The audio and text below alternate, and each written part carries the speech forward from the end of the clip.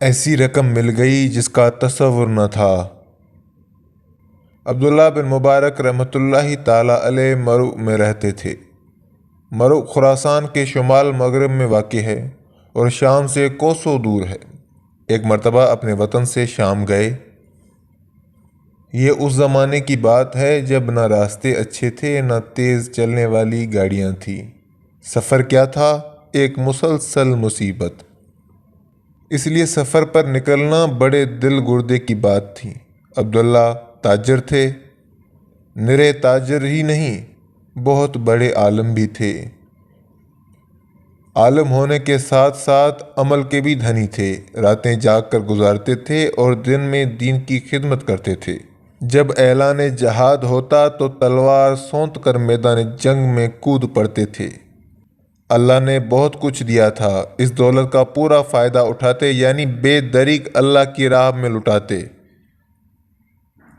ایک مرتبہ ایک شخص حضرت عبداللہ بن مبارک رحمۃ اللہ تعالیٰ علیہ کی خدمت میں حاضر ہوا اور بولا، حضرت کچھ برے دن آئے ہیں، سخت پریشانی میں ہوں، قرض لے کر گھر کا خرچہ چلاتا رہا ہوں، اب یہ بھی مشکل نظر آتا ہے کیونکہ قرض بہت بڑھ گیا ہے۔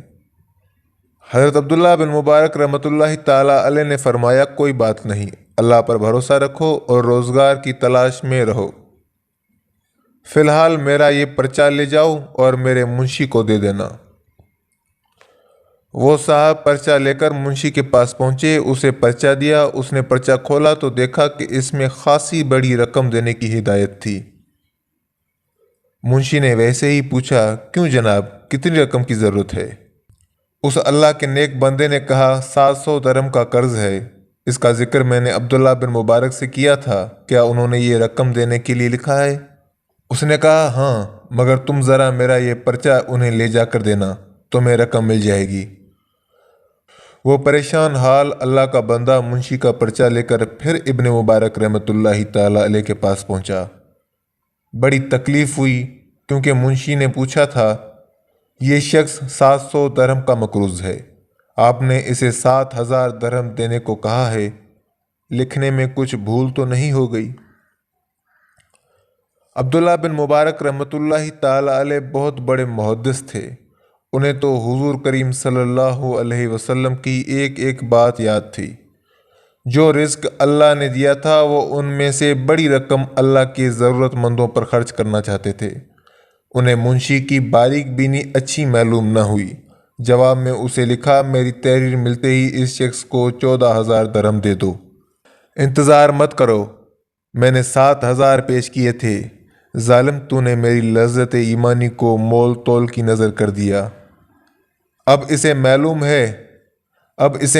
ہے 7,000 ملیں گے، اس لیے اسے 14,000 دو، یہ رقم اس کے لیے غیر متوقع ہوگی۔ اللہ کے نبی صلی اللہ علیہ وسلم کا فرمان ہے کہ جو شخص کسی مسلمان کو اچانک خوش کر دے گا تو اللہ تعالیٰ اسے بخش دے گا، اور جو کچھ اس نے اللہ کی راہ میں دیا ہے اس سے کہیں بڑھ کر دیا جائے گا، اس میں ذرا کمی نہ ہوگی۔ یہی عبداللہ بن مبارک رحمۃ اللہ تعالیٰ علیہ اپنے وطن مرو سے کئی 100 میل کا سفر کر کے شام گئے اور وہاں سے لوٹے تو مرو پہنچ کر انہوں نے دیکھا کہ ان کے پاس کسی کا ایک قلم رہ گیا ہے۔ فوراً یاد آیا کہ یہ تو انہوں نے شام میں ایک شخص سے تھوڑی دیر کے لیے لیا تھا، معمولی قلم تھا، اس کی کوئی اہمیت نہ تھی، لیکن اللہ سے ڈرنے والے عبداللہ بن مبارک رحمۃ اللہ تعالیٰ علیہ کے لیے یہ امانت لوٹانے کا مسئلہ تھا۔ فوراً سامان سفر درست کیا اور دوبارہ شام کے سفر پر نکل کھڑے ہوئے۔ مہینوں کی راہ چل کر وہاں پہنچے، اس شخص کو ڈھونڈا، وہ مل گیا تو قلم اس کے حوالے کر کے معذرت کی کہ لوٹانے میں دیر ہوئی، غلطی سے یہ میرے ساتھ مرو چلا گیا تھا۔ اس شخص نے قلم واپس لے لیا تو عبداللہ بن مبارک رحمۃ اللہ تعالیٰ علیہ نے اللہ کا شکر ادا کیا کہ اللہ نے مجھے خیانت سے بچا لیا، حالانکہ وہ قلم معمولی حیثیت کا تھا۔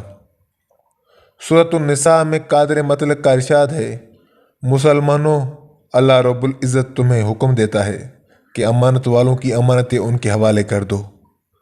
سبحان اللہ۔